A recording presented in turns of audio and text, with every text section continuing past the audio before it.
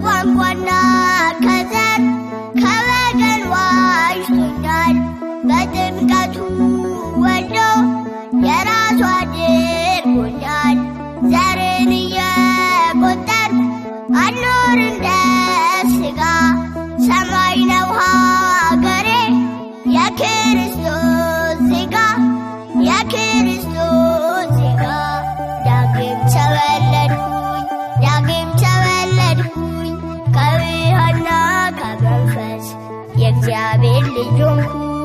ዳግም ተወለድኩኝ ዳግም ተወለድኩኝ ከውሃና ከመንፈስ የእግዚአብሔር ልጅ ሆንኩኝ።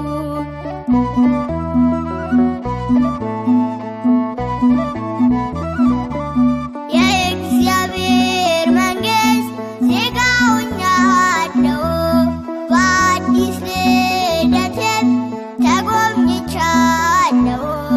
በክብር